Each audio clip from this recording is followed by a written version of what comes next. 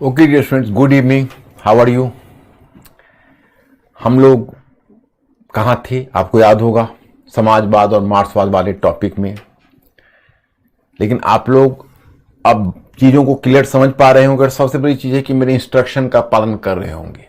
मेरा इंस्ट्रक्शन है कभी भी टॉपिक को अकेला नहीं पढ़ना है, टॉपिक को ऑर्गेनिक होल के रूप में देखना है। तो अभी अगर ओवरऑल हम जा रहे हैं तो किस खंड से? तो पार्ट थर्ड से जा रहे हैं। खंड थर्ड में पहला सब टॉपिक कौन था? तो औद्योगिक क्रांति और यूरोप में और अन्य क्षेत्रों में औद्योगिकरण का विस्तार। दूसरा सब टॉपिक आज आपका समाजवाद और मार्क्सवाद कवर कर लेंगे। तो मैं कल फिर आपका टॉपिक भेजूंगा। मिस्टर अंकुर, कल इन लोगों को आज ही मिल जाना चाहिए था, बल्कि थोड़ा आज ही जाना चाहिए था, लेकिन कल चलिए, कल 12 बजे तक हर स्थिति में हम आप लोग कल डाउनलोड कर लीजिएगा साम्राज्यवाद, नया साम्राज्यवाद। इसको आप लोग डाउनलोड कर लीजिएगा प्लीज, ये आवश्यक है आप लोगों के लिए कल, क्योंकि कल वो स्टार्ट करेंगे। तो फिर जब साम्राज्यवाद, नया साम्राज्यवाद जब हो जाएगा तो नेक्स्ट टॉपिक तब आपकी आएगी प्रथम विश्व, फर्स्ट वर्ल्ड वॉर। तो चारों खंड को मिलाकर एक इंटीग्रेटेड होल बनता है। तो चूंकि मैं आप लोगों को सोचने वाला प्राणी भी बना रहा हूं और आप लोग बन भी रहे हो, तो उसमें क्या है कि चारों तरफ से हम उसको लिंक करके आपको बता रहे हैं। तो ये सारे टॉपिक एक दूसरे से लिंक होंगे। जब चार बन जाए तो मैं एक डायग्राम खींचूंगा, उस डायग्राम से आपका पूरी क्लैरिटी आ जाएगी कि इन चारों के बीच क्या परस्पर संबंध है। बल्कि एक ऐसा डायग्राम बनाना है जो पार्ट 2 और पार्ट 3 को लेते हुए और सीधा उसको फर्स्ट वर्ल्ड वॉर से लिंक करे, मैंने पार्ट 2 और पार्ट 3 दोनों लिंक हो जाएगा। तो चलिए, हम जब समाजवाद और मार्क्सवाद कवर कर रहे हैं तो पिछले क्लास में मैंने एक क्वेश्चन भी दिया होगा, आपको याद होगा। Which is the question? This one, कि आरंभिक समाजवादी चिंतकों ने पूंजी के द्वारा श्रम के शोषण की समस्या को तो उठाया, परंतु उसका समाधान देने में विफल रहे। परीक्षण कीजिए। तो पहले आप ये बताइए कि ये क्वेश्चन हाइपोथेटिकल है या आर्गुमेंटेटिव है, और क्या आपने ये क्वेश्चन किया? जल्दी जवाब दीजिए, समय कम है, काम ज्यादा है। ये क्वेश्चन हाइपोथेटिकल है या आर्गुमेंटेटिव है, और क्या आप लोगों ने ये क्वेश्चन किया? Be fast.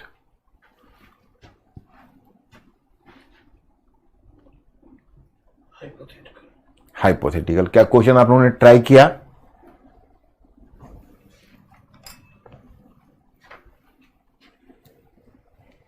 बोलिए। यस सर, ट्राई किया। ओके, तो मेरी हेल्प भी चाहिए। बहुत आसान है। इसमें आप ऐसे करोगे कि आरंभिक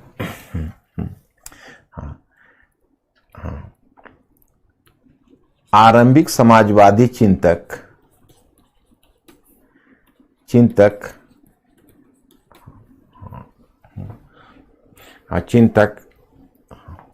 पहले आरंभिक समाजवादी चिंतक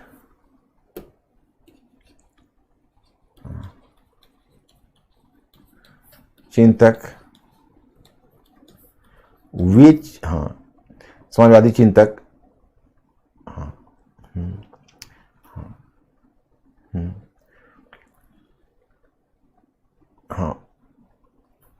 वैसे आरंभिक समाजवादी चिंतक वे चिंतक थे जिन्होंने पहली बार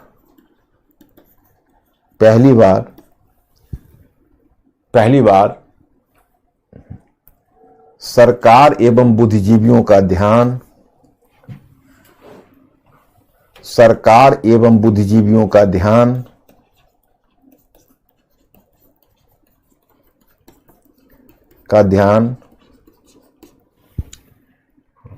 श्रमिकों की दुर्दशा की ओर खींचा।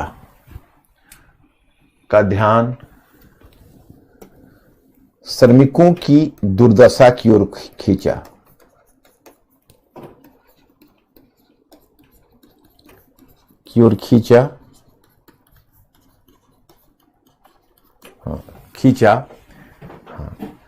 खींचा या आकर्षित किया तथा श्रमिकों की शोषण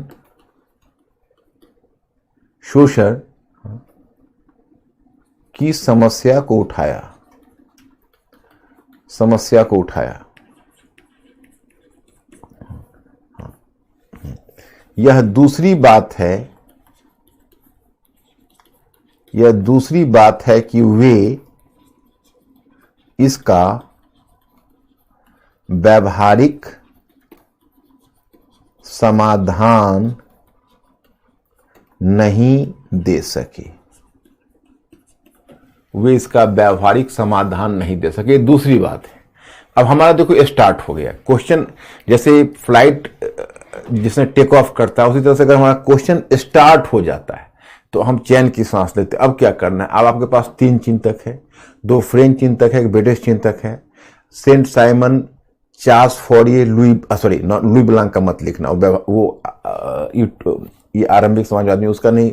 हाँ, चाहे लुई ब्लांक का भी दे सकते हो, क्योंकि आरंभिक समाजवादी यूटोपियन नहीं, तो आरंभिक समाजवादी में चाहो तो लुई ब्लांक का भी दे सकते हो और रॉबर्ट ओवन का। लेकिन मैं स्टूडेंट्स, अब तुमको 150 वर्ड्स में लिखना है। उन सभी के बारे में अगर सारी बातें लिखने लगी तब तो गलत हो जाएगा, तब मतलब बहुत बड़ा हो जाएगा। तो तुम्हें ये कला तो सीखनी पड़ेगी, बड़े को छोटा और छोटे को बड़ा करना, क्योंकि पूरे प्रश्न का उत्तर अगर मैं यहां लिखवाना शुरू करूंगा तुम्हारा टाइम ही पूरा चला जाएगा। तो इसलिए मैं मॉडल आंसर करके लाता हूं। लेकिन मेरा उद्देश्य है कि वर्ल्ड हिस्ट्री समाप्त होते होते तक आप लोग क्वेश्चन आंसर सीख लो, मैंने मेंस का पूरी तरह से, जो कि मॉडर्न हिस्ट्री में मैंने दोनों कराया। फिर जब कल्चर का आपका आएगा और एंशिएंट, मेडिवल एंड कल्चर, तो उसमें फिर प्रीलिम्स और मेंस दोनों चलेगा। लेकिन मेंस का आपको इधर सीख लेना है। और हमें वर्ल्ड हिस्ट्री वाले पर विश्वास है कि आपके विजन को खोल देगा, आपके दृष्टि को इस प्रकार से खोल देगा कि आपको कोई परेशानी फिर आगे नहीं होगी, आप बहुत आसानी से उसको कर पाओगे। तो देखो, अब ये आपका स्टार्ट हो गया। स्टार्ट होने का पैराग्राफ चेंज करके थोड़ा थोड़ा उन सबसे परिचय करा के और तब देना कि परंतु वे मध्यवर्गीय बुद्धिजीवी थे, वो शांतिपूर्ण परिवर्तन विश्वास करते थे, वे प्रबोधन काल के चिंतक की तरह मानव की मूलभूत अच्छाई और जगत की पूर्णता में विश्वास करते थे। इसलिए उन्होंने वर्ग समन्वय पर बल दिया, वर्ग संघर्ष पर नहीं। परंतु उनका समाधान व्यावहारिक समाधान नहीं निकला, मजदूरों की दिशा में सुधार नहीं हो सका, सरकारों ने उनके विचारों को गंभीरता से नहीं लिया। आगे कार्ल मार्क्स उनके विचारों से आगे बढ़ गया और कार्ल मार्क्स ने वैज्ञानिक समाजवाद को प्रस्तुत किया। तो ऐसे करके कुछ जो आपको उचित लगे आप लिख डालिए, हो जाएगा। हाँ या ना बोलिए जल्दी, समय कम है, मुझे आप लोगों का रिस्पॉन्स चाहिए।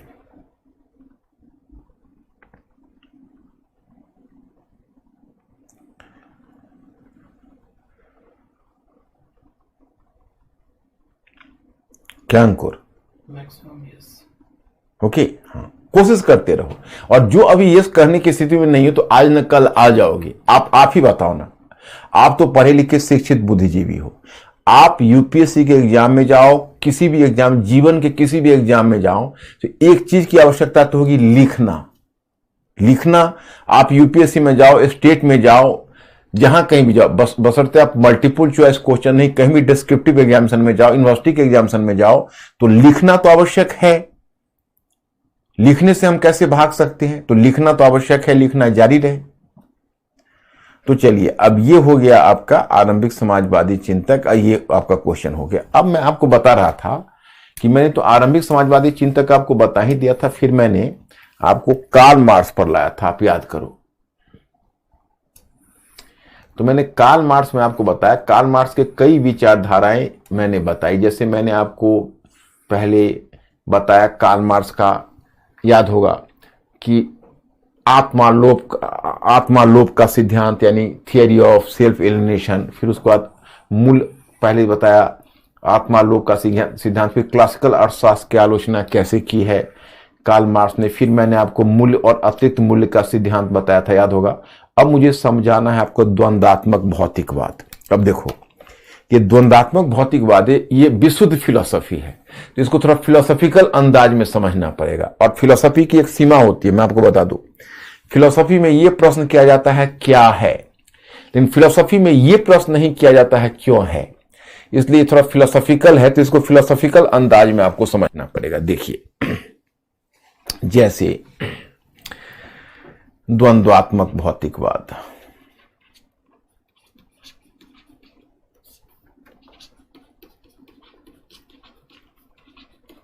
भौतिकवाद। इसके लिए अंग्रेजी में टर्म आता है डायलेक्टिकल मटेरियलिज्म।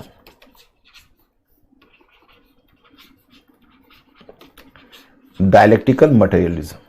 अब ये क्या है देखिए, ये जो कार्ल मार्क्स है वो कार्ल मार्क्स के अनुसार कि यूरोपीय समाज, हालांकि देखो भारतीय समाज या भारत के या एशिया के विषय में उसकी धारणा बड़ी आपत्तिजनक है। वो इंडिया को कभी विजिट नहीं किया था, परंतु इंडिया के बारे में और एशिया के बारे में कंक्लूसिवली लिख डाला। लेकिन उसने यूरोपीय समाज की परिकल्पना की है कि यूरोपीय समाज का विकास है वो निम्नलिखित रूप में होना है। निम्नलिखित रूप में कैसे? तो पहली अवस्था उसने कही प्रारंभिक समाजवाद। तो भाई ये प्रारंभिक समाजवाद की अवस्था क्या है? तो प्रारंभिक समाजवाद की अवस्था वो अवस्था है जब निजी संपत्ति है ही नहीं। तो जब लोग, अब समझ लीजिए, जब लोग जितना उत्पादन करते हैं उतना परस्पर खपत कर देते हैं, तो उत्पादन और खपत अगर बराबर है, अधिशेष है ही नहीं, तो विषमता कैसे आएगी? विषमता तो तब आएगी जब लोग उत्पादन से जब लोग आवश्यकता से अधिक उत्पादन करने लगते हैं और उस अतिरिक्त उत्पादन पर कुछ अन्य लोग कब्जा जमा कर बैठ जाते हैं, तब आती है विषमता। लेकिन जब अतिरिक्त उत्पादन है ही नहीं तो विषमता कैसे आएगी? तो ये कहावत आपने सुनी होगी, मजबूरी का नाम महात्मा गांधी है। जब शरीर में ताकत ही नहीं है तब तो हम अहिंसक हो ही जाएंगे। तो ये प्रारंभिक समाजवाद वो अवस्था है जब प्राइवेट प्रॉपर्टी अभी पैदा नहीं हुई है, क्योंकि उत्पादन अभी उस स्तर का नहीं है। जो अधिकतर जो जनजातीय समाज होता है, जो ट्राइबल सोसाइटी होती है, उसमें ये स्थिति है। फिर उसने कहा कि आगे क्या होगा कि कुछ लोग कुछ अन्य लोगों के श्रम का शोषण करना शुरू कर देंगे। अब जब कुछ लोग जब कुछ अन्य लोगों के श्रम का शोषण करना शुरू कर देंगे, तब एक दूसरी अवस्था आ जाएगी। वो दूसरी अवस्था को उसने नाम दिया दास व्यवस्था। माने कुछ लोग हो जाएंगे दास और कुछ लोग हो जाएंगे दासों के स्वामी। तो दूसरी अवस्था आ जाएगी जिसको कहेंगे दास और दासों के स्वामी, मतलब दास व्यवस्था आ जाएगी। फिर दास व्यवस्था भी टूट जाएगी। उसका अगला चरण आएगा सामंतवाद। तो अब क्या होगा, लोग कुछ लोगों के श्रम का शोषण नहीं करेंगे या उस पर नियंत्रण स्थापित नहीं करेंगे। अब कुछ लोग एक दूसरा काम करेंगे, वह भूमि संपदा पर कब्जा कर लेंगे और भूमि संपदा पर नियंत्रण स्थापित करके और भूमि संपदा का उपभोग करना शुरू करेंगे और किसानों को अर्ध दास बना देंगे। किसान जिसको आप सर्फडम या कृषि दास तो आपको मैंने बताया हुआ है, तो उसको सामंतवाद की स्थिति कही गई। चलिए आगे चलकर सामंतवाद भी टूट जाएगा, क्योंकि एक तरह जो भूमिधारी कुलीन वर्ग हैं और किसान हैं उनके हितों में टकराहट होगी और टकराहट के कारण ये सिस्टम टूट जाएगा। तब आएगा पूंजीवाद। अब पूंजीवाद में फिर नया उत्पादन प्रणाली आ जाएगा मार्क्स के अनुसार, जब लोग व्यापार, उद्योग आदि पर कब्जा करके और एक वर्ग पूंजीपति वर्ग के रूप में स्थापित हो जाएगा, जिसको कार्ल मार्क्स ने बुर्जुआ वर्ग कहा है। लेकिन कहा कि भाई यह पूंजीवादी व्यवस्था में मजदूरों का चूंकि शोषण होगा और मजदूरों का हक मारा जाएगा, तो मजदूरों में प्रतिक्रिया होगी और फिर पूंजीपति और मजदूरों के हित जो परस्पर टकराएंगे, उसके परिणाम स्वरूप आगे एक नई व्यवस्था आएगी और वह व्यवस्था होगी समाजवाद। समाजवाद में जितनी द्वंद्व है वो आके घुल जाएंगे और लोगों का विचार जो अविवेकी है वो विवेकशील हो जाएगा, सारा नकारात्मक समाप्त हो जाएगा और समाज में लोग सुख से जीने लगे। तो मतलब क्या है कि उसका जो ये धारणा है कि अंतिम अवस्था ही समाजवाद की अवस्था होगी, एक कार्ल मार्क्स की धारणा है। तो अब सवाल ये उठता है कि अगर प्रारंभिक समाजवाद से दास व्यवस्था, दास व्यवस्था से सामंतवाद, सामंतवाद से पूंजीवाद और पूंजीवाद से समाजवाद आएगा, तो यह परिवर्तन की प्रक्रिया आखिर चलेगी कैसे? तो कार्ल मार्क्स ने इसका जवाब द्वंद्वात्मक भौतिकवाद के माध्यम से देने का प्रयास किया। जैसे आप बैठे हुए हो, आप इस चेयर पर बैठे हुए, इस चेयर से उठकर आप दूसरे चेयर पर चले जाते हो, तो आपके जो पोस्चर में जो बदलाव आया है, उस बदलाव का कारण क्या है? सोचिए, उस बदलाव का कारण क्या है? तो कुछ न कुछ वजह तो होगी। तो इसका कहना है कि जो परिवर्तन होता है वो परिवर्तन द्वंद्व के माध्यम से होता है। द्वंद्व मतलब संघर्ष, संघर्ष के माध्यम से ये चेंज होता है।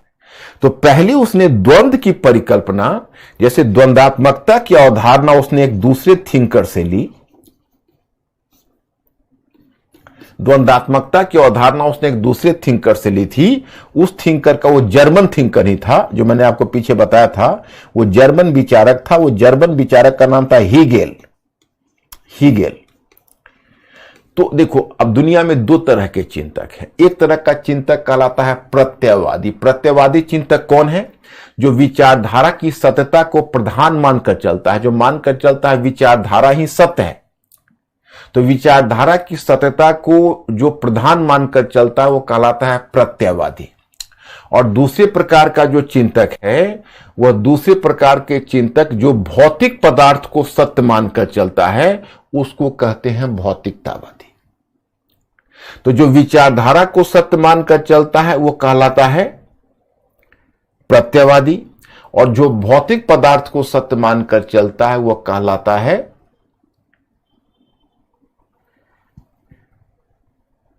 भौतिकतावादी। अब ये विचारधारा की सत्यता क्या है? जैसे मान लो ये दीवाल है, तो सभ्यता के आरंभ से ही विचारकों को यह प्रश्न सताता रहा है कि दोनों में सत्य कौन है। विचारधारा सत्य है या भौतिक पदार्थ सत्य है? दीवाल सत्य है या दीवालत्व सत्य है? तो चिंतकों का एक वर्ग होगा जो विचारधारा को सत्य मानेगा, चिंतकों का दूसरा वर्ग होगा जो भौतिक पदार्थ को सत्य मानेगा। तो जो भौतिक पदार्थ को, भौतिक पदार्थ का मतलब जो संसार में आप महसूस करते हो, जो आप छू सकते हो, जिसको आप स्पर्श कर सकते हो, और विचारधारा का मतलब जो आपके मन में है, जो जिसका कोई मुंह माथा नहीं है। तो दोनों में कौन सत्य है? विचारधारा परिवर्तन लाता है या भौतिक पदार्थ परिवर्तन लाता है? तो दोनों में कौन सत्य है? तो ये इसी पर दुनिया में चिंतक दो तरह के बते हुए हैं, भौतिकतावादी और प्रत्ययवादी। तो कार्ल मार्क्स से पहले भौतिकतावाद की प्रधानता नहीं थी, अधिकांश चिंतक प्रत्ययवादी होते थे। जैसे प्रबोधन काल के चिंतक भी प्रत्ययवादी थे, जैसे प्लेटो यूरोप में चिंतक था वो प्रत्ययवादी था। उसके बाद हीगेल हुआ, वो प्रत्ययवादी था, मतलब विचारधारा की सत्यता को मानता था। वो मानता था जब विचारधारा में परिवर्तन होता है तो समाज में परिवर्तन होता है। तो वो मानता था विचारधारा में परिवर्तन होता है तो समाज में परिवर्तन होता है। लेकिन विचारधारा में परिवर्तन कैसे होगा, उसी में उसने ये थियरी दी जिसको आप कहते हो डायलेक्ट्रिसिज्म।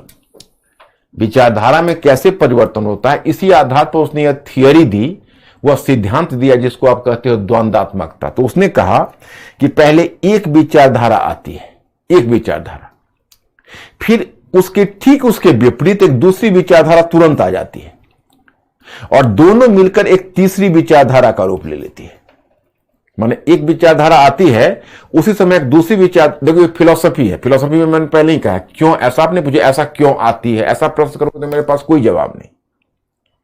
आप सिर्फ मान लो एक विचारधारा आती है, उसके समानांतर एक दूसरी विचारधारा आ जाती है, और वो पहली विचारधारा से टकराती है, और टकराहट के बाद वो तीसरी विचारधारा का रूप ले लेती है। तो उसके लिए उसने नाम दिया बीइंग, नॉट बीइंग और बिकमिंग। एक ही बार ऐसा नहीं होता है। जैसे बीइंग आई एक विचारधारा, दूसरा नॉट बीइंग टकराई, बिकमिंग हो गई, फिर बिकमिंग बीइंग हो गई, फिर बीइंग नॉट बीइंग से टकराई, फिर जैसे बीइंग आई दूसरा नॉट बीइंग आई, दोनों मिलकर टकराई तो बिकमिंग हो गई, फिर बिकमिंग बीइंग बन गई, फिर एक दूसरा नॉट बीइंग उसे टकराया, फिर वो बिकमिंग हो गया, फिर बिकमिंग बीइंग हो गया, फिर दूसरा नॉट बीइंग टकराया, फिर बिकमिंग हो गया। तो इसी तरह से वो चलता रहता है। विचारधारा में परिवर्तन होता है और वहीं से समाज में परिवर्तन होता है। जब कार्ल मार्क्स ने पहले हीगेल को पढ़ा और हीगेल को देखा तो बहुत प्रभावित हुआ कार्ल मार्क्स। और कार्ल मार्क्स, लेकिन कार्ल मार्क्स भौतिकतावादी था, वो विचारधारा की सत्यता को नहीं मानता था, वो भौतिक पदार्थ की सत्यता को मानता था। तो एक दूसरा चिंतक था फारवाक। फारवाक से उसने भौतिक पदार्थ यानी भौतिकतावाद जैसे तत्व को लिया था, जो भौतिक पदार्थ की सत्यता को मानता था। फारवाक को ही कार्ल मार्क्स ने माना। तो जब वो हीगेल के दर्शन में द्वंदात्मकता को देखा तो प्रभावित हुआ, लेकिन कार्ल मार्क्स ने कहा कि मैंने हीगेल के दर्शन को सिर के बल खड़ा पाया, मतलब उल्टा था, उसको मैं सीधा करके पैर के बल खड़ा कर दिया। मतलब जो द्वंदात्मकता हीगेल ने विचारधारा के स्तर पर देखा है, वह मैं भौतिक पदार्थ के स्तर पर देख रहा हूं। और तब उसने एक नया नाम दिया, कहा कि यह संघर्ष वर्ग संघर्ष के रूप में दिखाया। जैसे एक वर्ग और दूसरे वर्ग के बीच संघर्ष होता है और फिर परिवर्तन होता है, तो उसने नाम दिया इसको थेसिस एंटीथेसिस और सिंथेसिस। तो उसका मानना था कि जितनी भी पद्धति है, जितनी पद्धति आती है, उस पद्धति में विरोधी तत्व उसी समय आ जाता है और दोनों के बीच टकराहट होकर तीसरी पद्धति का रूप लेता है। तो पहले थेसिस आती है, फिर एंटीथेसिस टकराती है और सिंथेसिस का रूप ले लेती है। वो कहता है कि मान लीजिए अगर दास व्यवस्था थेसिस था और सामंतवाद एंटीथेसिस, तो पूंजीवाद सिंथेसिस हो गया, और सामंतवाद थेसिस है और पूंजीवाद एंटीथेसिस है तो समाजवाद सिंथेसिस होगा। तो इसी तरह से वो कहा कि ये जो विचारधारा के स्तर पर उसने सोचा था हीगेल ने, उसको कार्ल मार्क्स ने भौतिक पदार्थ पर देखा। देखो ये फिलोसॉफिकल है, दर्शन की अपनी सीमा होती है। मैंने यथासंभव कोशिश की है, अब तुम वो रिस्पॉन्स बताओ कि क्या हालत है आपकी, क्या आप समझ पाए इसको? अंकुर जरा पूछिए इनसे।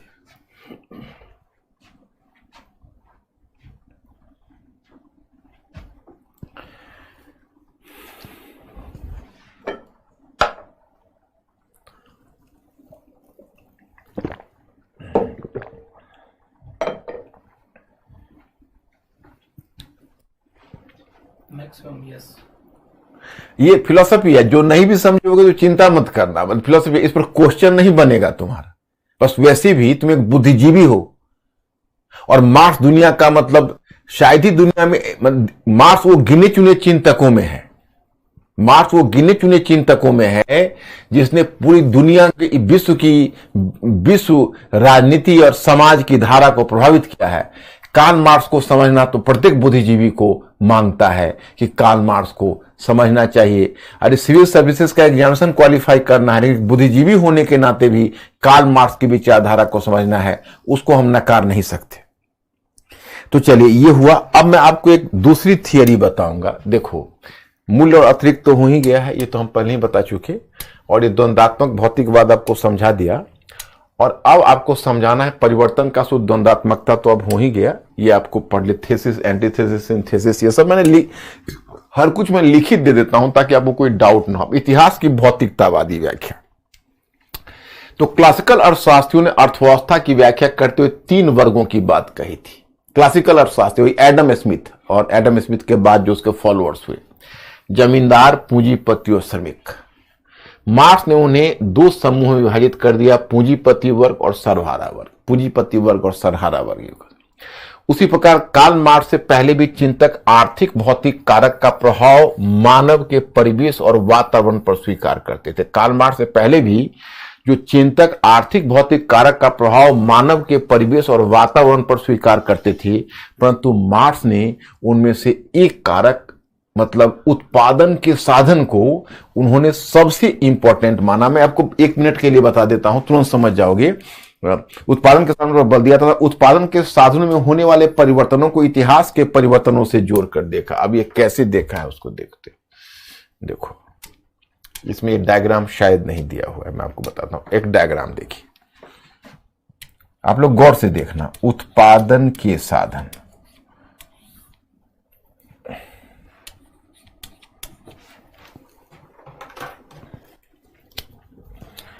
ये डायग्राम उसके नीचे बना लेना आप। उत्पादन के साधन, मूल ढांचा,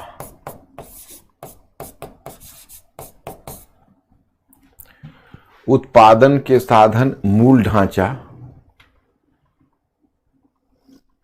आर्थिक ढांचा,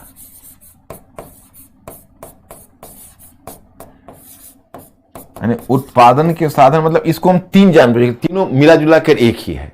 जैसे कार्ल मार्क्स ने उत्पादन के साधन को मूल ढांचा का नाम दिया, और यही मूल ढांचा आर्थिक ढांचा था। ओके, अब ठीक इसके ऊपर ऊपरी ढांचा, इंग्लिश में इसको कहते हैं बेसिक स्ट्रक्चर। मूल ढांचा को basic structure, means of production, उत्पादन के साधन को मीन्स ऑफ प्रोडक्शन, और आर्थिक ढांचा को इकोनॉमिक स्ट्रक्चर। ऊपरी ढांचा को कहते हैं सुपर स्ट्रक्चर, इसको कहते हैं सुपर स्ट्रक्चर।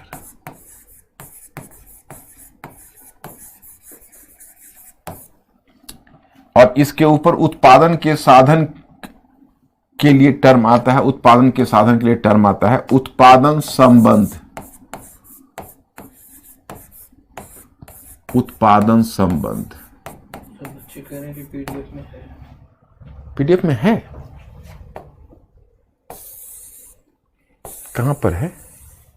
तुम्हारे पीडीएफ में तो नहीं है अंकुर। अच्छा ये है, ओके कोई बात नहीं, मैं फिर बना देता हूं। इसमें है लेकिन फिर मैं बना देता हूं। उत्पादन संबंध, इसके ऊपर आप कह सकते हो सामाजिक राजनीतिक, सामाजिक, सांस्कृतिक, राजनीतिक, सामाजिक, सांस्कृतिक। इस सांस्कृतिक में ही विचारधारा भी आती है।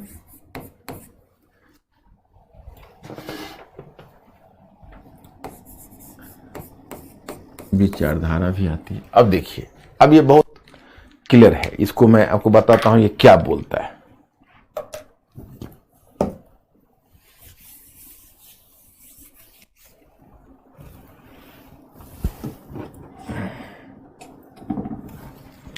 देखो ये बोलता है कि जैसे कहता है कि देखिए बेसिकली ये जो उत्पादन के साधन है, उत्पादन का साधन है, वही उत्पादन संबंध निर्धारित करता है। मतलब जो उत्पादन के साधन में जो आर्थिक ढांचा है वही मूल ढांचा है, और वही राजनीतिक ढांचा, सामाजिक ढांचा, सांस्कृतिक ढांचा, सांस्कृतिक में ही विचारधारा सभी को आधार देता है। तो कैसे देता है? तो कहता है कि एक्चुअली उत्पादन के साधन पर कब्जा करने के लिए मेंटली अलर्ट रहना, उत्पादन के साधन पर कब्जा करने के लिए दो वर्गों के बीच निरंतर संघर्ष होता है। तो उत्पादन के साधन पर कब्जा करने के लिए दो वर्गों के बीच निरंतर संघर्ष होता है। तो उसमें जो विजेता वर्ग बनकर उभरता है, वह विजेता वर्ग उत्पादन के साधन पर कब्जा कर लेता है। लेकिन उत्पादन के साधन पर कब्जा कर लेने के बाद भी उसका उद्देश्य पूरा नहीं होता है। क्यों? क्योंकि वर्ग संघर्ष समाप्त नहीं होता है। चलो, उसने एक वर्ग को हटाकर तो उत्पादन के साधन पर कब्जा कर लिया, एक दूसरा वर्ग है जो फिर उससे संघर्ष कर रहा है, निरंतर उसको हटाने का प्रयत्न कर रहा है कार्ल मार्क्स के वर्ग संघर्ष के सिद्धांत के अनुसार। तो जो वर्ग उत्पादन के साधन पर कब्जा करता है वह जानबूझकर उत्पादन संबंधों को, अर्थात राजनीतिक ढांचे, सामाजिक ढांचे, सांस्कृतिक ढांचे, इन सभी में इस प्रकार से परिवर्तन लाता है ताकि आगे भी उत्पादन के साधन पर उसकी पकड़ मजबूत बनी रहे। जैसे मैं फिर रिपीट कर रहा हूं, जैसे वो मेंटली अलर्ट हो ना, उत्पादन के साधन पर कब्जा करने के लिए दो वर्गों के बीच संघर्ष होता है। तो जो वर्ग विजेता हो जाता है उत्पादन के साधन पर कब्जा कर लेता है, लेकिन उत्पादन के साधन पर उसका कब्जा तो हो गया, परंतु एक दूसरा वर्ग उसको निरंतर हटाने का प्रयत्न करता है। तो कहीं कोई दूसरा वर्ग उसको फिर वहां से हटा न दे, इसलिए उत्पादन संबंधों को इस प्रकार से बदलता है। मतलब राजनीतिक ढांचे, सामाजिक ढांचे, सांस्कृतिक ढांचे, इन सभी में इस प्रकार से परिवर्तन लाता है ताकि यहां पर हमारी पकड़ मजबूत हो। तो इस कारण से जो राजनीतिक ढांचा है, सामाजिक ढांचा है, सांस्कृतिक ढांचा है, वह ढांचा इससे प्रभावित हो जाता है क्योंकि जो वर्ग यहां पर कब्जा करता है वही इसको अपने ढंग से बदल देता है। जैसे विचारधारा आती है। तो एक मान लीजिए मैं आपको संस्कृत का श्लोक ही बताता हूं। अब एक संस्कृत का श्लोक है कि दूसरे की स्त्री को माता के अनुसार, दूसरे के धन को ढेला के समान, दूसरे की स्त्री को माता के समान, और जो सारे संसार को अपने आत्मा के समान समझता है वही पंडित है। मातृवत परदारेसु परदर्वेसु लोष्टवत आत्म सर्वभूतेषु यः पश्यति स पंडित। तो एक मार्क्सवादी विद्वान अगर उस पर विचार करता है तो एक मार्क्सवादी कहेगा देखो भाई, जो आदमी कह रहा है दूसरे के धन को ढेला के समान समझना चाहिए और दूसरे की स्त्री को माता के समान समझना चाहिए, इसका मतलब उसका स्वार्थ यह है कि उसके पास बहुत धन है और उसे डर है कहीं कोई दूसरा हमें चुरा न ले, और उसकी पत्नी भी संभव है कि सुंदर होगी कि मेरी पत्नी पर भी कुदृष्टि ना डाले। तो मतलब ये कहने का है कि विचारधारा जो आती है वो वर्गीय हित से प्रभावित होकर आती है। राजनीतिक ढांचा बनता है, राज्य बनता है, राजनीतिक कानून बनते हैं, नियम बनते हैं, वो सब उस वर्ग को फेवर करता है और दूसरे वर्ग को उससे वंचित रखता है। अब देखो ना, निजी संपत्ति की अवधारणा मध्य वर्ग के हित के अनुकूल थी। अभी भी आप देखोगे दिल्ली जैसे शहरों में सड़क के किनारे ठंड कपकपाती हुई ठंड में सैकड़ों लोग सड़क के किनारे, हालांकि बहुत सारे रैन बसेरा स्थापित किया जाता है, लेकिन लोगों की संख्या इतनी है कि उसमें भी एकोमोडेशन नहीं हो पाता है, तो बहुत लोग सड़क के किनारे सोए रहते हैं और उस ठंड में। लेकिन ऐसे ऐसे लोग हैं जिनके पास 50 मकान है, लेकिन प्राइवेट प्रॉपर्टी का कॉन्सेप्ट है तो वह जो सड़क के किनारे ठंड से ठिठुरता रहता है वो दूसरे के मकान में नहीं घुस सकता, क्योंकि वो मान लिया है कि हमारी संपत्ति नहीं है और निजी संपत्ति को स्वीकृति मिली हुई है। तो निजी संपत्ति को किसने स्वीकृति दिलवाई? तो मध्य वर्ग ने दिलवाई। तो जो वर्ग आता है वो अपने हित, कुलीन वर्ग और मध्य वर्ग, जिस वर्ग के पास मतलब उत्पादन के साधन पर कब्जा होता है, वो सारे नियमों को अपने अनुकूल कर लेता है। तो कार्ल मार्क्स का कहना था, इसलिए जब राजनीतिक, सामाजिक और सांस्कृतिक ढांचे में परिवर्तन देख रहे हो तो उस परिवर्तन को यहां मत देखो, इसकी जड़ यहां है। अब देखो, अब मार्क्सवाद है, दर्शन तो थोड़ा जटिल है, मैंने कोशिश की है, अब थोड़ा सा हिंट करो कि आप लोग समझ पाए या नहीं समझ पाए। अंकुर मेरे स्टूडेंट से पूछो।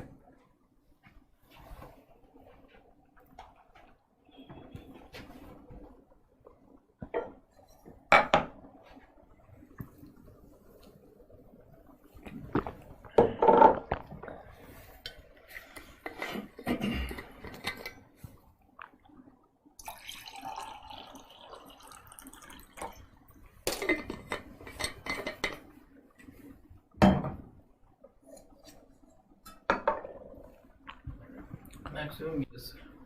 ओके, ये थोड़ा सा थियरी है, तो थियरी तो थोड़ी सी ऐसी होती है। तो यही मूल रूप से आपका उद्देश्य था और मैं समझता हूं कि अब इसमें आपको दिक्कत एज सच नहीं होगी। अब हम आपको दूसरी दिशा में ले चलते हैं।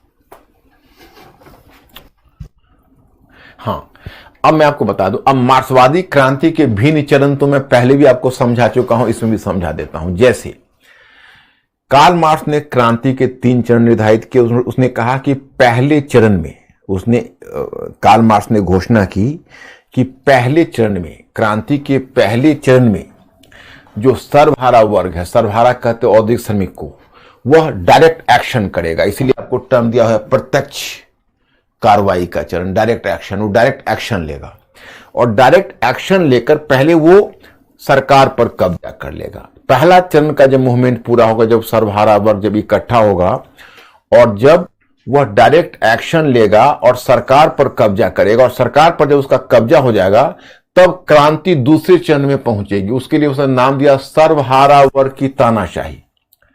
अब सर्वहारा वर्ग अपनी तानाशाही सरकार को स्थापित कर ले और तानाशाही सरकार को स्थापित करके वह सर्वहारा वर्ग उसी राज्य मशीनरी का प्रयोग कर, अभी राज्य को समाप्त नहीं करे, उस राज्य मशीनरी का प्रयोग कर, जिस राज्य मशीनरी का प्रयोग कर कभी बुर्जुआ वर्ग ने सर्वहारा का शोषण किया है, उसी राज्य मशीनरी का प्रयोग कर सर्वहारा वर्ग बुर्जुआ वर्ग को मिटा दे। बुर्जुआ वर्ग को मिटा दे का मतलब हुआ उसकी निजी संपत्ति को समाप्त कर दे। अगर निजी संपत्ति समाप्त हो जाएगी तो बुर्जुआ वर्ग के सारे कुविचार, जो गलत विचार है, वो भी मिट जाएंगे और वो भी सर्वहारा हो जाएगा। लेकिन उसने कहा कि क्रांति का जो दूसरा चरण है उसमें सर्वहारा वर्ग को एक और काम भी करना चाहिए। उसे क्रांति का निर्यात अन्य क्षेत्रों में भी करना चाहिए, ताकि क्रांति का जो प्रसार है वह क्रांति का प्रसार अन्य क्षेत्रों में भी होता रहे। जैसे भारत से क्रांति अफगानिस्तान में जाए, पाकिस्तान में जाए, अफगानिस्तान में जाए, है ना, ईरान में जाए, इस तरह से उस क्षेत्र से फिर वहां क्रांति होगी, तो हर जगह सर्वहारा क्रांति हो जाएगी और सर्वहारा वर्ग की तानाशाही सरकार स्थापित हो जाएगी। अब पूरी दुनिया में एक ही राज्य होगा, सर्वहारा राज्य, और एक ही वर्ग होगा, सर्वहारा वर्ग। जब ये स्थिति पूरी दुनिया में कायम हो गई तो उसने कहा राज्य एक आवश्यक बुराई है। आवश्यक बुराई का मतलब है कि राज्य को थोड़े समय के लिए तो आप रखिए, लेकिन राज्य को फिर आपको अधिक समय तक बनाए रखने की आवश्यकता नहीं है। जब क्रांति का उद्देश्य पूरा हो जाता है और जब पूरी दुनिया में सर्वहारा वर्ग ही स्थापित हो जाता है तो राज्य की आवश्यकता नहीं रह जाएगी और राज्य विदर अवे कर जाएगा, राज्य स्वयं समाप्त हो जाएगा। फिर पूरी दुनिया में एक ही राज्य होगा, सर्वहारा वर्ग का राज्य, और एक ही वर्ग होगा, सर्वहारा वर्ग। तो उसके लिए उसने नाम दिया वर्ग विहीन और राज्य विहीन समाज। तो तीसरा चरण क्रांति का आएगा, वर्ग विहीन और राज्य विहीन समाज का। उसी के लिए कार्ल मार्क्स ने साम्यवाद या कम्युनिज्म शब्द का प्रयोग किया था। तो मेरे विचार में तो मैं पहले भी समझा चुका हूं, तो आप इसको समझ गए होंगे। और लेकिन यह मार्क्स का यूटोपिया सिद्ध हुआ। उसने कहा कुविचार मिल जाएगा, आपस में शांति और सहयोग से जी लेंगे, राष्ट्र के समाप्त होते ही सैन्य तैयारी, युद्ध सब कुछ समाप्त हो जाएगा। परंतु यह चरण स्वयं मार्क्स का यूटोपिया, मार्क्स की कल्पनाशीलता सिद्ध हुई। यह चरण कभी नहीं आया, आप जानते हो।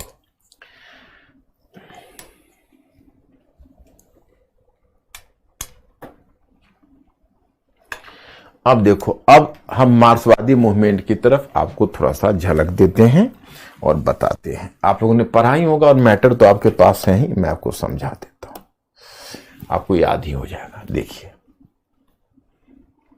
यूरोप में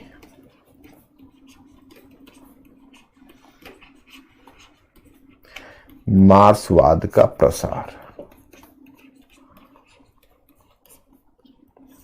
यूरोप में मार्क्सवाद का प्रसार। तो कार्ल मार्क्स ने सबसे पहले एक वर्किंग मैन एसोसिएशन की स्थापना कर ब्रिटेन में श्रमिक वर्ग को संगठित करने का प्रयास किया था।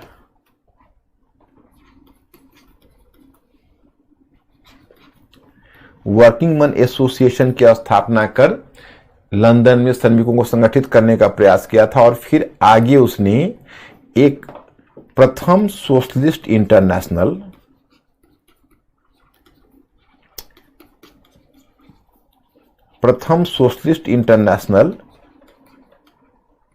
नेशनल का गठन 1864 में किया। 1864 में किया। उसमें जितने भी दुनिया के समाजवादी रुझान वाले बुद्धिजीवी थे उन सबको उसने एक प्लेटफॉर्म पर संगठित किया, वर्किंग मैन एसोसिएशन, प्रथम सोशलिस्ट इंटरनेशनल के तहत। लेकिन जो प्रथम सोशलिस्ट इंटरनेशनल है उसमें विरोधी विचार वाले बुद्धिजीवी आए, बहुत सारे अलग अलग विचार वाले। अब समझिए कार्ल मार्क्स भी था, तो गुएस जो मैजिनी है वैसे चिंतक भी थे, जो इटालियन थिंकर मैजिनी जो आपने सुना होगा, जो मैजिनी जिसने इटली को एकीकरण का विचार रखा था, वो भी उसमें शामिल था। तो अलग अलग प्रकार के समाजवादी इसमें शामिल हुए। तो ये सोशलिस्ट इंटरनेशनल अधिक समय तक चल नहीं सका, शीघ्र ही यह सोशलिस्ट इंटरनेशनल फिर बिखर गया। लेकिन इसका एक फायदा मिला कि यूरोप में मार्क्सवाद का प्रसार, समाजवाद और मार्क्सवाद का प्रसार शुरू हुआ। तो कहां कहां, तो पहले आप देखते हैं ब्रिटेन में। तो ब्रिटेन में वहां पर लेबर में सक्रियता काफी, श्रमिकों में सक्रियता काफी आ गई और वहां पर देखोगे समाजवादी रुझान वाले नेता काफी सक्रिय हो गए। और फिर आपको पता चलता है कि 1889 में लंदन में एक बड़ी लंदन के बंदरगाह पर एक बड़ी हड़ताल हुई और इस हड़ताल के बाद लेबर पार्टी का वहां गठन हुआ। तो लेबर पार्टी के गठन के बाद क्या हुआ कि धीरे धीरे वहां पर मार्क्सवाद का प्रभाव कम हो गया, क्योंकि लेबर पार्टी ने मजदूरों के उत्थान कार्यक्रम के बहुत कुछ को लेबर पार्टी ने अपना लिया। लेबर पार्टी ने उसमें से बहुत सारा कार्यक्रम को ग्रहण कर लिया। तो अब क्या हुआ, उसका स्वाभाविक परिणाम यह हुआ कि धीरे धीरे वहां पर साम्यवाद का प्रभाव यानी कम्युनिज्म या मार्क्सवाद का प्रभाव थोड़ा कम हुआ। फ्रांस में तो बड़ी अजीब बात हुई। फ्रांस में क्या हुआ कि जस्ट 1871 में, जब आपको याद है सेडान का युद्ध फ्रांस हार गया था, तो 1871 में आपको सूचना मिलती है कि फ्रांस में 1871 में चूंकि फ्रैंकफर्ट की संधि अपमानजनक संधि हुई थी जो फ्रांस को करनी पड़ी, याद होगा लुई नेपोलियन तृतीय हार करनी पड़ी थी। तो इस कारण से श्रमिकों में तो पहले से भी असंतोष था, विशेषकर जब फ्रांस का जो सरकार जब कमजोर पड़ी और जब उसका डिसग्रेस हुई, तो क्या हुआ कि 2 महीने तक 1871 में पेरिस में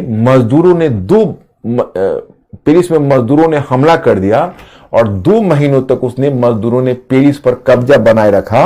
उसको फ्रांस के इतिहास में पेरिस कम्यून के नाम से जानते हैं। पेरिस कम्यून बड़ा फेमस है। पेरिस कम्यून 2 महीनों तक जो मजदूर हैं उन्होंने 2 महीनों तक पूरे सरकार पर ही कब्जा बनाए रखा। जैसे लगा कि भाई सर्वहारा का शासन हो गया फ्रांस में, ऐसा महसूस हुआ। कुछ समय के लिए मजदूरों का शासन हो गया। कार्ल मार्क्स उस समय जीवित था। कार्ल मार्क्स ने स्वयं देखा। ये पेरिस कम्यून अधिक समय तक चल नहीं सका। शीघ्र ही जो सेना है उसने पेरिस कम्यून को दबा दिया, मजदूरों को भड़का दिया, उसको दबा दिया और दबा के उस विद्रोह को दबा दिया। और फिर एक बार 1871 में ही फ्रांस में तीसरे गणतंत्र की स्थापना हुई, मतलब बुर्जुआ सरकार स्थापित हुआ। कार्ल मार्क्स स्वयं भी उस समय जीवित था, तो कार्ल मार्क्स ने यह घटना देखकर निराश हुआ और कहा कि पता नहीं अभी सर्वहारा आंदोलन लायक पेरिस नहीं हुआ था और मजदूरों ने थोड़ा ज्यादा शीघ्रता दिखा दी। तो खैर तो कार्ल मार्क्स का विचार था। फिर जर्मनी में, वहां पर देखोगे कि जर्मनी में एक साम्यवादी पार्टी के रूप में, यानी कम्युनिस्ट पार्टी, मार्क्सवादी पार्टी के रूप में सोशल डेमोक्रेटिक पार्टी का गठन हुआ। सोशल डेमोक्रेटिक पार्टी का गठन हुआ और सोशल डेमोक्रेटिक पार्टी ने तेजी से अपनी प्रगति शुरू कर दी। मतलब वो एक मार्क्सवादी पार्टी थी, वो भी वर्ग संघर्ष की बात करती थी और सर्वहारा वर्ग के तानाशाह की बात करती थी। लेकिन जैसे मैंने आपको जो जर्मनी का एकीकरण बताया था, तो उसमें मैंने जर्मन चांसलर बिस्मार्क के बारे में बताया था कि बिस्मार्क ने एकीकरण में महत्वपूर्ण भूमिका निभाई। और जब बाद में जर्मनी का एकीकरण हुआ तो प्रशा के बाद अब जर्मनी हो गया। तो आगामी 1870 से 1890 तक, यानी 20 वर्षों तक जर्मनी का चांसलर बिस्मार्क बना रहा। तो बिस्मार्क उस समय जब सोशल डेमोक्रेटिक पार्टी की प्रगति हो रही थी, तो बिस्मार्क ने अपने नीति को बदल दिया और बहुत सारे श्रमिक कल्याण कार्यक्रम ला दिया। श्रमिक कल्याण कार्यक्रम लाकर ताकि मजदूर आंदोलन से अलग हट जाए। इस तरह तुम देखोगे फिर पूर्वी यूरोप में अन्य देशों में भी कहीं ना कहीं मार्क्सवादी पार्टियां फैलती गई, लेकिन कहीं भी सफल नहीं हुई। हर जगह वो मार्क्सवादी पार्टी गठित हुई, मार्क्स के विचार फैले, कहीं पर क्रांति नहीं हुई, कहीं पर सर्वहारा वर्ग का शासन स्थापित नहीं हुआ। और 1883 में कार्ल मार्क्स निराश होकर मर गया। कहीं भी क्रांति नहीं।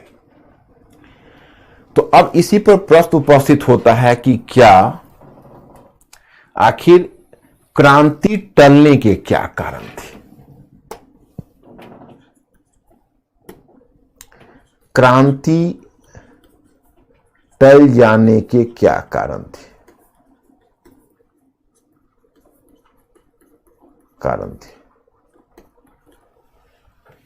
आखिर क्रांति जब इतनी होनी थी तो क्रांति टल क्यों गई? What was the reason behind that? तो इसके 3 कारण बताए जाते हैं। एक कारण बताया जाता है कुलीन वर्ग एवं मध्य वर्ग के बीच श्रमिकों के विरुद्ध गठबंधन। श्रमिकों के विरुद्ध गठबंधन। अब देखिए ये क्या चक्कर है, इस पर जरा गौर करिए। मतलब एक समय था, आप याद करिए, यही मध्य वर्ग था जो कुलीन वर्ग से, एक याद करिए, पहले राजतंत्र और कुलीन वर्ग के बीच संघर्ष हुआ था, लेकिन जब मध्य वर्ग का खतरा आया तो राजतंत्र और कुलीन वर्ग ने संयुक्त मोर्चा बना दिया था फ्रांस की क्रांति के समय, याद करिए। लेकिन जब अब एक दूसरी दिलचस्प बात भी आप याद करिए। दूसरी दिलचस्प बात क्या है? दूसरी दिलचस्प बात यह है कि अब कुलीन वर्ग और मध्य वर्ग के बीच जब अब निम्न वर्ग का खतरा नजर आया तो मध्य वर्ग ने अब वही कुलीन वर्ग के साथ गठबंधन कर लिया। मतलब सास भी कभी बहू थी वाली बात हो गई। एक समय था कि कुलीन वर्ग सास थी और मध्य वर्ग बहू, और सास और बहू के बीच टकराहट हो रही थी। जब दूसरी बहू आ गई निम्न वर्ग, तो अब जो दूसरी सास थी वो पहली सास से मिल गई कि माता जी थोड़ा सा कुछ क्लू बताइए कैसे टैकल किया जाता है। तो मतलब एक जब कॉमन एनिमी दोनों को आ गया तो दोनों ने मिलकर सामूहिक गठबंधन बना लिया, क्योंकि अब तो मजदूरों के शासन की बात हो गई। और दूसरा था लेनिन, जैसे व्लादिमीर लेनिन है जो बाद में जिसने सोवियत रूस में मार्क्सवादी क्रांति लाई है, जिसकी चर्चा मैं आगे करूं। तो व्लादिमीर लेनिन ने इसका एक बड़ा ही दिलचस्प वर्णन किया। उसने कहा साम्राज्यवाद का बढ़ता हुआ लाभ। साम्राज्यवाद का लाभ मतलब उसने कहा कि देखिए, चूंकि अब मार्क्स ने जो अपील की कि दुनिया के मजदूरों एक हो, और जब मध्य वर्ग को कहीं ना कहीं डर हुआ कि भाई हमारा शासन समाप्त हो जाएगा, उन्होंने अपने यहां मजदूरों का शोषण थोड़े समय के लिए बंद कर दिया, और मजदूरों का शोषण बंद करके वहां से उपनिवेश की तरफ चले गए, और उपनिवेशों में जाकर उन्होंने मजदूरों का, उपनिवेशों के लोगों का शोषण करना शुरू कर दिया। उपनिवेश से अपना धन लूट कर लाते थे, और उपनिवेश से लाए गए धन से अपने मजदूरों को भी थोड़ी सुविधाएं दे देते थे। उनके काम के घंटे कम कर दिए, उनके काम के घंटे कम कर दिए, उनको अच्छे वेतन और भत्ते देने लगे, उन्हें अन्य प्रकार की सुविधाएं देने लगे। तो अब उन्हीं पैसों से जब अपने मजदूरों को सुविधाएं देनी शुरू कर दी तो उनके मजदूर क्रांति से हट गए। तो कार्ल मार्क्स इस बात को, लेनिन का कहना था, व्लादिमीर लेनिन का, कि कार्ल मार्क्स ने गलत फार्मूला लगाया। मतलब कार्ल मार्क्स गलत भविष्यवक्ता नहीं था, लेकिन कार्ल मार्क्स ने इस बात को नहीं सोचा कि इस तरह से पूंजीपति अपनी रणनीति बदल देंगे। इसका अनुमान कार्ल मार्क्स को नहीं था। उसने माना था कि कार्ल मार्क्स की घोषणा क्या थी कि सर्वहारा क्रांति वहां होगी जो सबसे औद्योगिकृत देश होगा, जहां सबसे अधिक औद्योगिकरण होगा। तो उसी घोषणा के अनुसार यह क्रांति या तो ब्रिटेन में होनी चाहिए थी या जर्मनी में, लेकिन परंतु कहीं भी क्रांति नहीं हुई। क्यों नहीं हुई? तो इसी कारण से नहीं, जो मैंने आपको बताया। तो अब देखो, लेनिन ने एक बड़ा अच्छा नाम दिया उपनिवेश के लोगों को, उसने नाम दिया नए सर्वहारा। उसने कहा कि अब चूंकि शोषण के लिए उनको नए सर्वहारा मिल गए तो उन्होंने पुराने सर्वहारा को छोड़ दिया। कुछ समय के लिए पूरी तरह नहीं छोड़ा, कुछ समय के लिए पुराने सर्वहारा की जान बख्श दी। और तीसरा उसने कहा कि सरकारों के द्वारा कल्याणकारी कार्यों पर बल, सरकारों के द्वारा श्रमिक कल्याण पर बल। सरकारों के द्वारा जो श्रमिक कल्याण पर बल दिया गया, उन्हें और भी काम किए गए। मताधिकार का विस्तार, श्रमिकों को वोटिंग राइट भी दिया गया, मताधिकार भी दिया गया। तो कई तरह की सुविधाएं श्रमिकों को दी गई। तो जब श्रमिकों को अब इतनी तरह की सुविधाएं मिली तो श्रमिक अब क्रांति क्यों करते? क्रांति के रास्ते से हट गए। तो इस बात का अनुमान कार्ल मार्क्स को नहीं था कि श्रमिक क्रांति के रास्ते से हट जाएंगे। तो ये तीन कारणों से कहीं भी सर्वहारा क्रांति नहीं घटित हो सकी। अब हम आपको बताते हैं कि फिर आपसे मैं प्रश्न करूं कि क्या मार्क्सवाद विफल हो गया? क्या मार्क्सवाद विफल हो गया?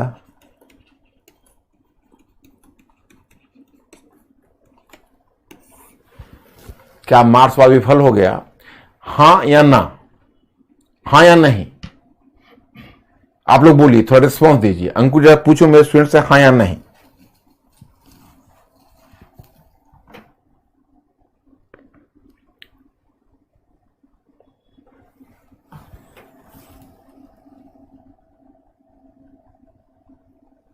क्या विचार हो रहा है इनका? नो, विफल नहीं हुआ। क्यों? तो इसने पूंजीवाद के व्यवहार को बदल दिया। व्यवहार को बदल दिया। इसने पूंजीवाद के व्यवहार को बदल दिया। जानते हैं, पूंजीवाद सभ्य तो नहीं हो सका, लेकिन सभ्य होने का नाटक अवश्य करने लगा। मजदूरों के काम के घंटे कम कर दिए गए, उनकी सुविधाएं बढ़ा दी गई। इतना ही नहीं, मजदूरों में मताधिकार का विस्तार हुआ, मजदूर कल्याण पर बल दिया गया।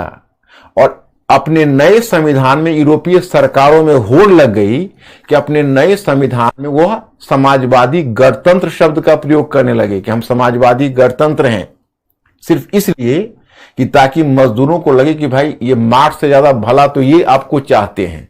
तो कम से कम मार्क्सवाद के डर से ही सही पूंजीवाद ने अपना व्यवहार बदल लिया। तो आप बताइए कि पूंजीवाद का व्यवहार परिवर्तित कर दिया समाजवाद ने, तो मार्क्सवाद ने, तो हम कैसे माने कि मार्क्सवाद विफल हो गया? विफल नहीं हुआ। तो ये तो हुआ आपका कंटेंट। ओके, क्या मिस्टर अंकुर सब कुछ ओके जा रहा है? ओके, तो अब ये हुआ कार्ल मार्क्स की गतिविधियों का परिणाम क्या हुआ, ये सब आपका मैटर में आप लोगों ने पढ़ा ही होगा। और फिर आज जाके एक फाइनल रिवीजन आप मारोगे। और क्या मार्क्सवादी समाजवाद विफल रहा? मार्क्सवाद फ्रांसीसी समाजवाद था, हिगेल के विचारों की संतति था, माने हिगेल के विचारों दोनों की संतति था। ये क्वेश्चन आंसर है, मैंने दिया हुआ है कि मार्क्सवाद समाजवाद का उग्र रूप था तथा उसे प्रेरित करने में एक से अधिक कारकों की भूमिका रही थी। ये कारक थे फ्रांसीसी समाजवादियों एवं जर्मन दार्शनिक हिगेल के विचार। फ्रांसीसी समाजवादियों की भूमिका, सेंट साइमन, चार्ल्स फोरी और लुई ब्लां जैसे फ्रांसीसी समाजवादियों ने निम्नलिखित रूप में मार्क्स को प्रेरणा प्रदान की। सर्वप्रथम फ्रांसीसी समाजवादियों के द्वारा औद्योगिकरण के शोषण मूलक स्वरूप को उद्घाटित किया गया, एक विचार है। दूसरा, फ्रांसीसी समाजवादियों के द्वारा सर्वप्रथम यह मांग की गई कि औद्योगिकरण का लाभ श्रमिक वर्ग को ही मिले। उन्होंने सरकार से अपील की कि वो श्रमिकों के हितों की रक्षा के लिए ठोस कदम उठाए और लुई ब्लां ने श्रमिकों को राजनीतिक शक्ति प्राप्त करने के लिए प्रेरित किया। फिर भी हिगेल का योगदान मार्क्सवाद में कहीं ज्यादा है। उपयुक्त समाजवादी चिंतकों ने वर्ग समन्वय की बात कही थी, परंतु हिगेल के दर्शन से मार्क्स को संघर्ष की प्रेरणा मिली और उसने हिगेल की द्वंद्वात्मकता की अवधारणा को भौतिकवाद से जोड़कर द्वंद्वात्मक भौतिकवाद की अवधारणा विकसित की था। इसके माध्यम से वर्ग संघर्ष पर बल दिया। इस तरह मार्क्सवाद फ्रांसीसी समाजवाद और हिगेल की विचारधारा का ऋणी रहा है। आप पढ़ो, कोई अगर दिक्कत हो तो मैं हूं आपका हेल्प करने के लिए।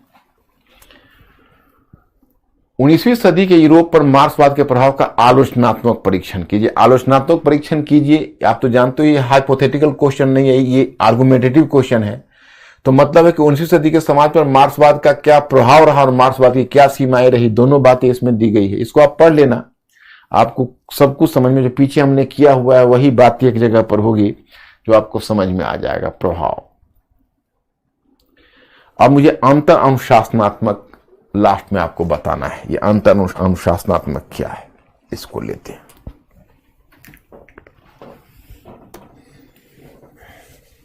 देखिए, हम अंतर अनुशासनात्मक क्यों देते हैं पता है ना? क्योंकि वर्ल्ड हिस्ट्री के माध्यम से आपके जीएस के बाकी खंड भी कहीं एक क्लैरिटी आए, मतलब वर्ल्ड हिस्ट्री आपके पूरे विजन को खोल दे, यही मेरा लक्ष्य है। तो इसलिए मैं अंतर अनुशासनात्मक अपनी तरफ से देता हूं।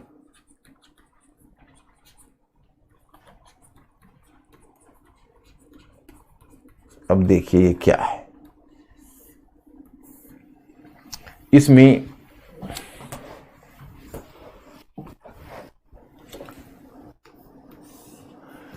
अंतर अनुशासनात्मक में देखिए, मैं यहां 4 चिंतकों की बात करूंगा। एक बात करूंगा 19वीं सदी के 3 प्रमुख चिंतक हैं और एक चौथा चिंतक हैं जो 4, मतलब हाँ, चौथा चिंतक है जो 20वीं सदी के आरंभ में है। जैसे सिगमंड फ्राइड का आपने नाम सुना होगा, उसमें आपने पढ़ा होगा, तो मैं आपको बताता हूं। एक थिंक कर लेते हैं, कार्ल मार्क्स,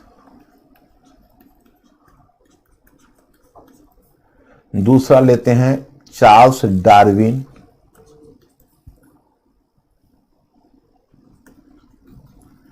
एक कार्ल मार्क्स, दूसरा चार्ल्स डार्विन,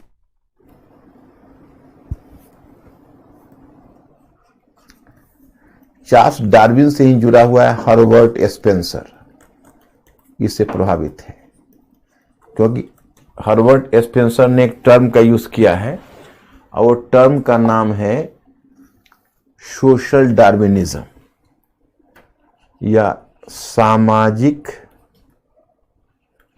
डार्विनवाद।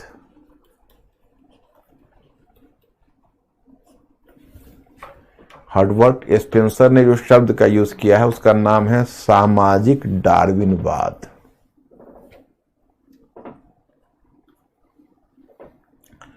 और जो तीसरा है वो तीसरे का नाम है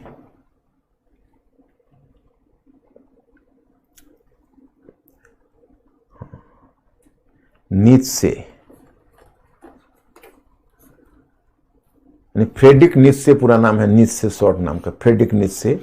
और चौथा नाम है सिगमंड फ्राइड। Sigmund Freud. अब देखो इसमें जो तीन चिंतक है, कार्ल मार्क्स, चार्ल्स डार्विन और सिगमंड फ्राइड। सिगमंड फ्राइड देखो, कार्ल मार्क्स, चार्ल्स डार्विन, इधर हर्बर्ट स्पेंसर जिसका सामाजिक डार्विनवाद है, और नीत्शे, ये सभी 19वीं सेंचुरी के चिंतक, ये सब ट्रेंड सेटर हैं। जैसे देखो इन चिंतकों के बारे में पढ़ते हैं तो मुझे दिलचस्पी इस बात से होती है कि भाई ये कैसे थिंकर थे अपने युग के, कितनी मतलब प्रोग्रेसिव थिंकर थे, मतलब जिसने युग को बदल दिया।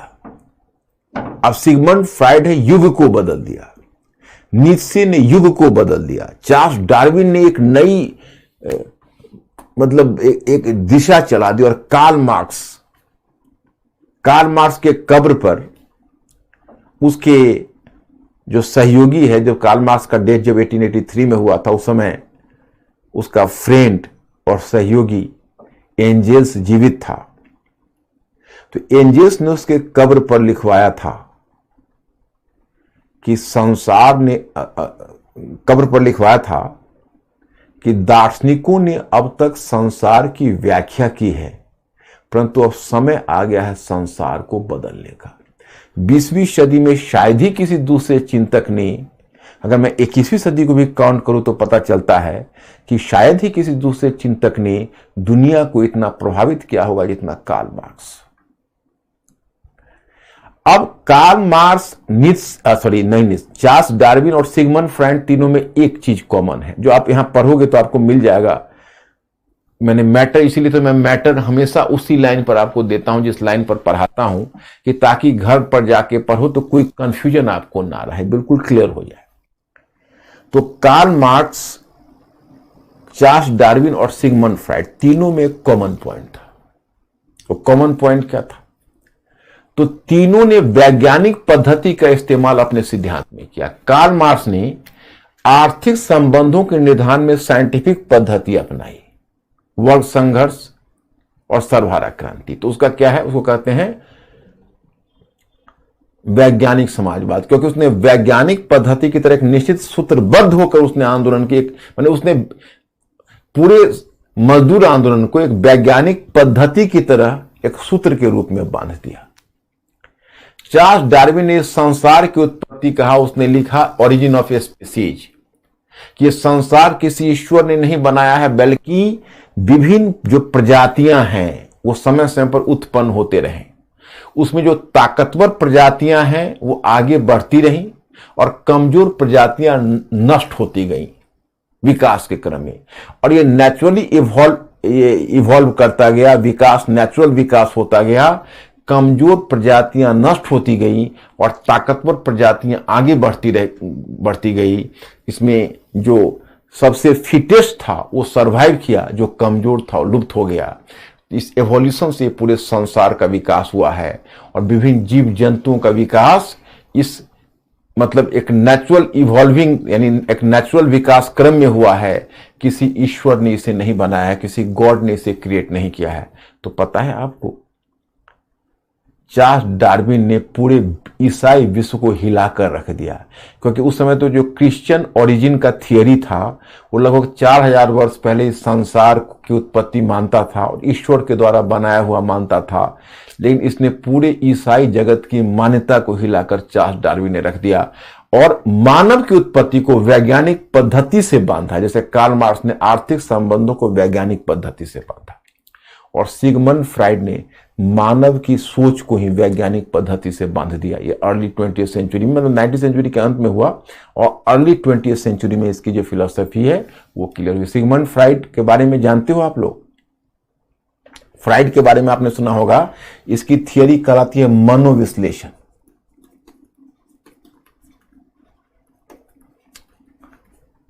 उसकी पूरी थियरी जो कहलाती है सिगमंड फ्राइड की, उसको कहते हैं मनोविश्लेषण। मनोविश्लेषण में क्या था कि देखो, पहले एक महान होने का एक अवधारणा थी कि आपने निर्णय लिया, भीष्म प्रतिज्ञा, भीष्म ने निर्णय लिया और भीष्म की प्रतिज्ञा, भाई भीष्म क्या है, तो विराट व्यक्तित्व है। सिगमंड फ्राइड ने सबको तार तार करके छोड़ दिया, कहा कि कोई विराट व्यक्तित्व नहीं होता, हमारे जो मन है, तो हमारा जो व्यवहार है, हमारा व्यवहार हमारे चेतन मन से कम। उसने मन को 3 भाग में बांटा, चेतन, उपचेतन और अचेतन। तो चेतन अगर है तो हमारे पूरे व्यवहार का 25% चेतन के आधार पर है, तो 50% अवचेतन के आधार पर है। सबकॉन्शियस यानी conscious mind, subconscious mind and unconscious mind, 3 mind है। 25% अगर कॉन्शियस है तो 50% सबकॉन्शियस है, फिर शेष 25% अनकॉन्शियस है। तो हमारा जो व्यवहार है वह सबकॉन्शियस माइंड से ज्यादा प्रभावित होता है।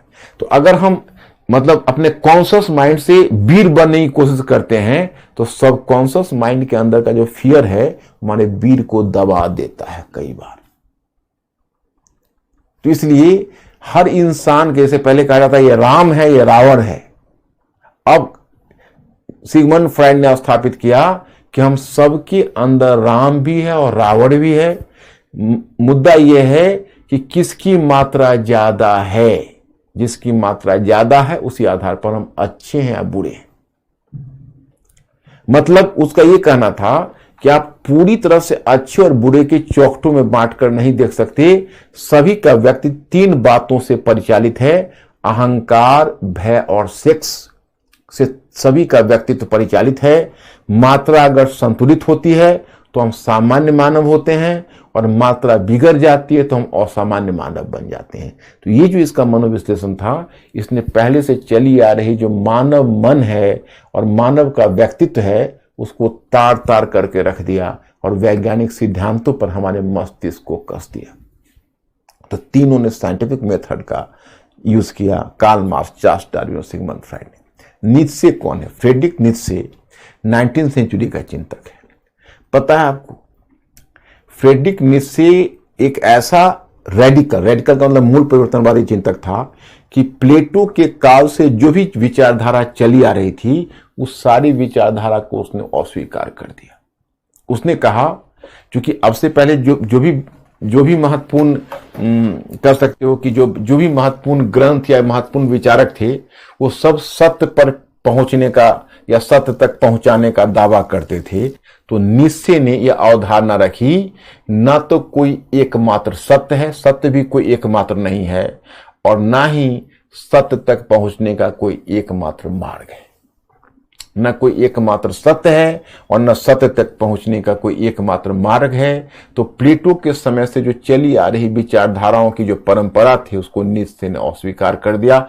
वो उसको कहते हैं अनास्थावादी, अस्तित्ववादी। उसने तो यहां तक दावा कर दिया कि ईश्वर मर गया, हम सभी लोगों ने मिलकर उसे मार डाला। तो मतलब इस तरह का अपने टाइम का वो रेडिकल चिंतक था। ये सभी चिंतकों ने अपने युग पर बड़ा गहरा प्रभाव छोड़ा है 19वीं सेंचुरी पर। अब यहां पर एक नाम हमने लिखा है हर्बर्ट स्पेंसर, जो आप मेरे अंतर अनुशासनात्मक के पढ़ोगे तो मिलेगा। देखो, ये बहुत ही रिप्यूटेड ब्रिटिश चिंतक है, 19वीं सदी में बहुत प्रतिष्ठित चिंतक था, और यह अति व्यक्तिवादी था, अति व्यक्तिवादी। और व्यक्तिवाद जो विचारधारा, जैसे मैंने आपको बताया था, प्रबोधन में एक बात आपने देखा, जो कोई वैज्ञानिक सिद्धांत आता है तो वैज्ञानिक सिद्धांत मानव चेतना को ही प्रभावित करता है। तो जो चार्ल्स डार्विन ने जो वैज्ञानिक सिद्धांत दिया, वह वैज्ञानिक सिद्धांत ने भी मानव चेतना को प्रभावित कर दिया। चार्ल्स डार्विन का, जिसको कहते हो सामाजिक डार्विनवाद। तो हर्बर्ट स्पेंसर पर डार्विनवाद का ही प्रभाव है। हर्बर्ट स्पेंसर ने डार्विनवाद से ही प्रेरणा लेकर सामाजिक डार्विनवाद को जन्म दिया। उसने कहा कि देखो भाई, जब प्रकृति भी ताकतवर को आगे बढ़ाती है और कमजोर को मरने देती है, तो सरकार क्यों निर्धन वर्ग के कल्याण पर पैसे खर्च करके अपने संसाधन को बर्बाद करती है और अमीर लोगों पर टैक्स लगा के संसाधन जुटाती है, मैंने अमीर वर्ग की प्रगति को रोकती है, और निर्धन वर्ग को जिलाने के लिए धन का अपव्यय करती है, इससे बेहतर है निर्धनों को मरने दे और प्रतिभाशाली को बढ़ने दे। बताइए, कमजोरों को मरने दो, प्रतिभाशाली को बढ़ने दो। कितना ये चिंतन अपने आप में प्रतिक्रियावादी चिंतन है। अगर आज की तारीख में हर्बर्ट स्पेंसर होता तो उसका क्या हाल होता, समझ सकते हो। 19वीं सदी का वो बहुत ही प्रतिष्ठित चिंतक ब्रिटेन का था हर्बर्ट स्पेंसर। मैं आपको बताऊं कि कार्ल मार्क्स ने तो अधिकांश समय लंदन में गुजारा था और लंदन में उसका डेथ हुआ था 1883 में। तो उसका जो कब्र बना है वो भी बना है हाई गेट लंदन में, उसका कब्र है। और संयोग देखो कि एक तरफ कार्ल मार्क्स का कब्र है और दूसरी तरफ हर्बर्ट स्पेंसर का कब्र है। तो आमने सामने दोनों का कब्र है और दोनों उल्टा है एक दूसरे का। कार्ल मार्क्स समाजवादी चिंतक है जो समुदाय की बात करता है, समुदाय के कल्याण की बात करता है, मजदूरों के कल्याण की बात करता है। और हर्बर्ट स्पेंसर एक प्रचंड व्यक्तिवादी चिंतक है जो कहीं ना कहीं वो कहता है कि व्यक्ति को प्रगति करने दो और निर्धनों को मरने दो। इस तरह की उसकी फिलॉसफी है। तो ये जो दोनों है एक दूसरे का ठीक उल्टा है।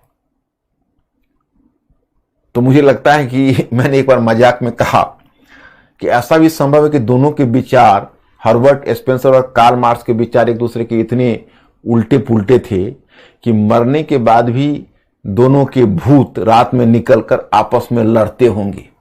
मतलब एक तरह से मैंने, it is just like a joke you can say.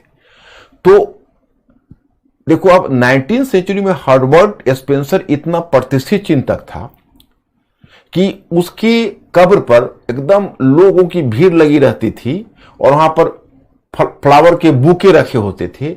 और कार्ल मार्क्स के कब्र पर सूखे पत्ते बिखर रहे होते थे, उसे साफ करने वाला कोई नहीं था। लेकिन जब 1917 में जब रूस की क्रांति होगी और जब पहली मार्क्सवादी सरकार जब सोवियत रूस में बनेगी और तो दुनिया भर में जब मार्क्सवाद का प्रसार होगा, तो अचानक से मार्क्सवाद, जैसे रूसो महान हुआ था फ्रांस की क्रांति के बाद, तो कार्ल मार्क्स महान हो गया रूस की बोल्शेविक क्रांति के बाद। अब दुनिया भर के जो मार्क्सवादी हैं और समाजवादी चिंतक हैं वो कार्ल मार्क्स के कब्र पर दर्शन के लिए आने लगे। और देखते देखते कार्ल मार्क्स का जो कब्र है वो तीर्थ स्थल बन गया। अब बड़ी उल्टी बात हुई, देखोगे कार्ल मार्क्स का जो कब्र है वो तीर्थ स्थल की तरह समादृत है और चारों तरफ से भीड़ वहां इकट्ठी हो रही है। और दूसरी तरफ जो हर्बर्ट स्पेंसर का कब्र है वहां पर सूखे पत्ते लुट रहे थे, उसे साफ करने वाला कोई नहीं था। तो मैं स्टूडेंट्स, क्या हमने सीखा? मरने के बाद भी इंसान की हैसियत बदलती है। तो ये हुए आपके 19वीं सेंचुरी के महत्वपूर्ण चिंतक जिसने उस सदी पर प्रभाव छोड़ा। अब मैंने इसमें आपको अंतरअनुशासनात्मक में सब कुछ डाल दिया है और अब हमारा ये टॉपिक समाप्त हुआ। अगर आप लोगों के मेरे पास वैसे अभी 12 मिनट टाइम है, एक क्वेश्चन तो मैं आपको दे ही देता हूं होमवर्क के लिए। और आप लोगों के को अगर अब मैं आज ही मुझे वो टॉपिक भेज देना चाहिए था नया साम्राज्यवाद का, लेकिन आज मेरे दिमाग से निकल गया। लेकिन घबराइए मत, कल 12 बजे तक मैं आपको भेज दूंगा। और आप लोगों का क्लास 8 बजे होता है, तो आप 8 बजे से शुरू होता है, तो आप लोग थोड़ा पढ़ के आ जाइएगा। अब आज मिस्टर अंकुर, ये लोग ओके हैं? कोई सवाल भी? मुझे लगता है कि मेरे स्टूडेंट्स लोग बारे बहुत ब्रिलियंट है, बहुत अच्छी बात है। अब एक क्वेश्चन मैं आपको डालता हूं, आप लोग इस क्वेश्चन को आप लोग ट्राई करिएगा।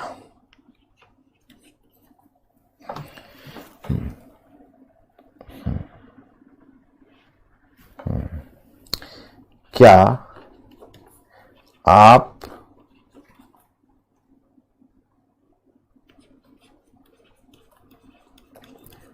सर्वहारा क्रांति के मुद्दे पर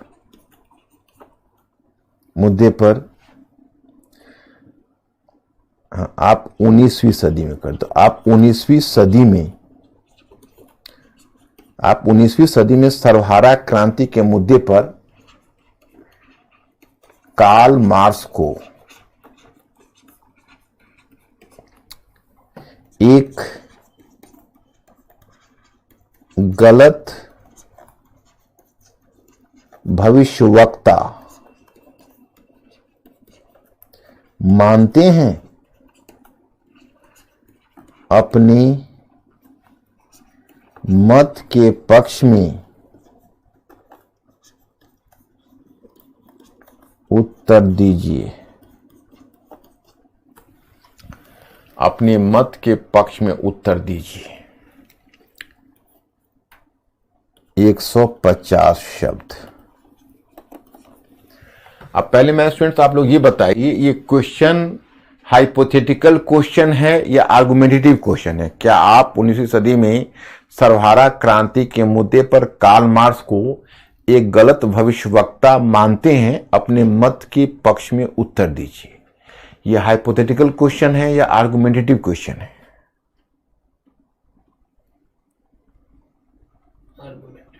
यस, गुड। तो क्या ये क्वेश्चन आप लोग ट्राई करेंगे? बताइए।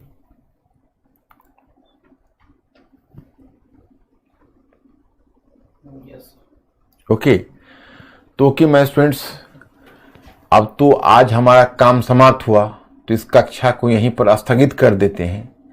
फिर कल मिलते हैं नया साम्राज्यवाद वाले टॉपिक में। तो मैं यही रुकता हूं और कल फिर मिलने की प्रतीक्षा आपसे करता हूं। गुड नाइट मेरी तरफ से। Thank you very much.